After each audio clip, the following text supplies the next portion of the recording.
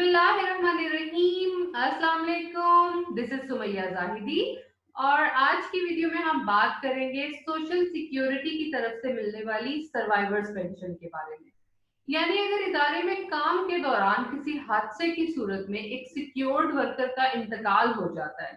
Secured worker means वो worker जो कि सोशल सिक्योरिटी के साथ रजिस्टर्ड है और उसका सोशल सिक्योरिटी में कंट्रीब्यूशन अदा होता रहा है। अगर ऐसा कोई वर्कर इदारे में काम के दौरान किसी हादसे की सूरत में इंतकाल कर जाता है, तो उसकी जो लवाहिकीन है वो सोशल सिक्योरिटी की तरफ से सर्वाइवर्स पेंशन हासिल करने के लिए हकदार होते हैं। मजीद हम इस पेंशन को हासिल करने का जो भी प्रोसेस है और इसकी जो भी एलिजिबिलिटीज है उसको डिटेल में डिस्कस कर लेते हैं। सबसे पहले मैं आपको एक चीज बता दूं कि सर्वाइवर्स पेंशन की जो पेमेंट है वो सर्वाइवर्स को एक्चुअल उसी अमाउंट पे होती है जिस पे वर्कर का कंट्रीब्यूशन सोशल सिक्योरिटी में अदा होता रहा है।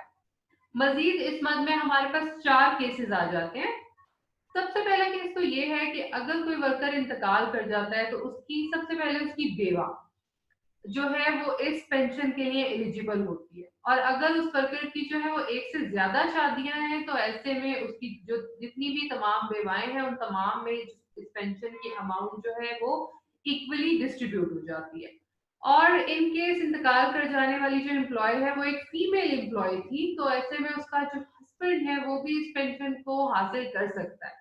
बट उससे इस सूरत में किसी डॉक्यूमेंट के साथ इस चीज को प्रूव करना पड़ेगा कि वो कंप्लीटली अपनी वाइफ पे ही डिपेंडेंट था।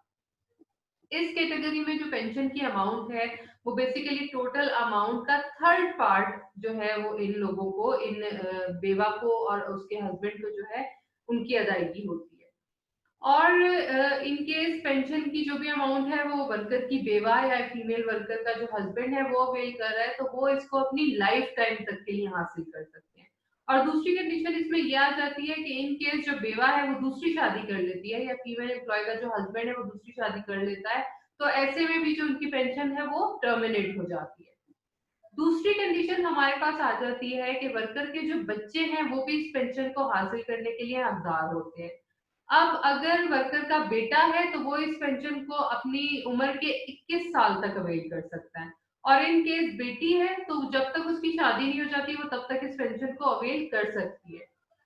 इस कैटेगरी में जो पेंशन की अदायगी है वो ओवरऑल अमाउंट का एक हिस्सा जो है वो इनको अदायगी होती है। और इन केस जो बच्चे हैं वो कंप्लीट ऑर्फन है मींस माँ बाप भी नहीं है और कोई गार्डियन वगैरह भी उनके सर पे नहीं है तो ऐसे में उनको इस पेंशन का जो है वो दो हिस्से की अदायगी होती है। मजीद इसमें यह है कि अगर जो बेटा है वो 21 साल की उम्र को पहुंच जाए या जो बेटी है उसकी शादी हो जाए तो इस कंडीशन पे उनकी जो पेंशन है वो टर्मिनेट हो जाती है। तीसरी कंडीशन हमारे पास ये आ जाती है कि अगर वर्कर की जो है वो बेवा हयात नहीं है और वर्कर के अगर वालिद जो है वो हयात हैं तो वो भी इस पेंशन को अवेल कर सकते हैं। और अगर वालिद भी हयात नहीं है लेकिन उसकी वालदा हयात है तो उसकी जो वालदा है वो भी इस पेंशन को हासिल कर सकती है।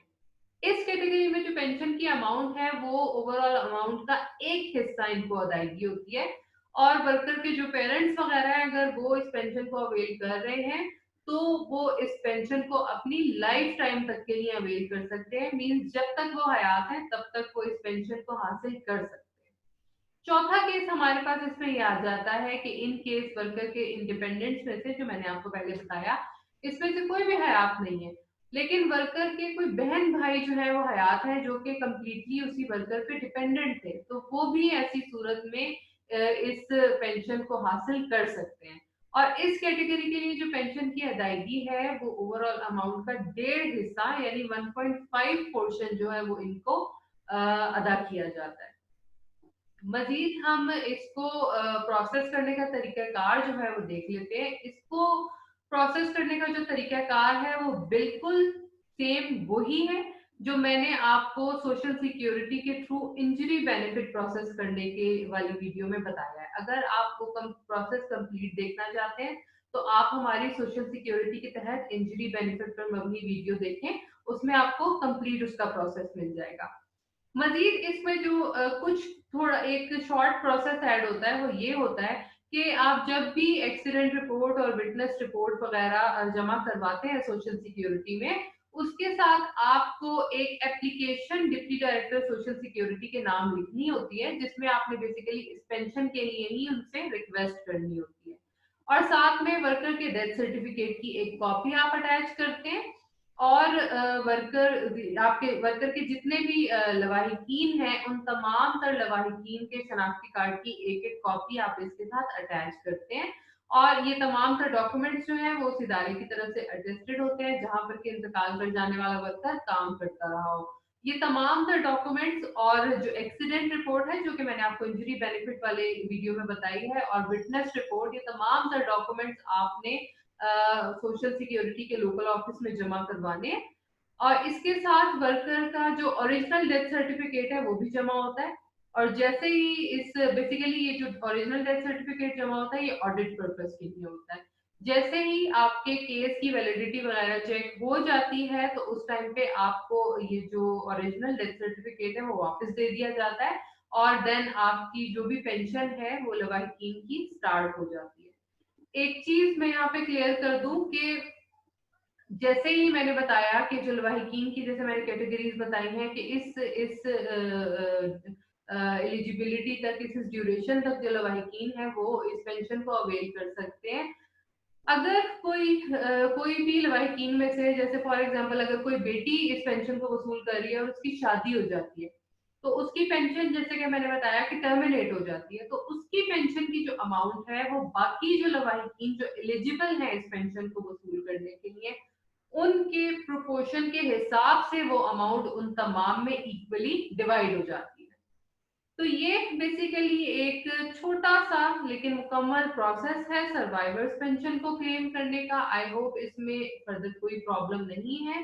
एक चीज मैं आपको बता दूं कि सोशल सिक्योरिटी की तरफ से जब भी आपको कोई जो बेनिफिट है वो इशू कर दिया जाता है, उसकी पेमेंट आपने बाय मैक्सिमम 1 साल के अंदर अंदर वसूल करनी होती है।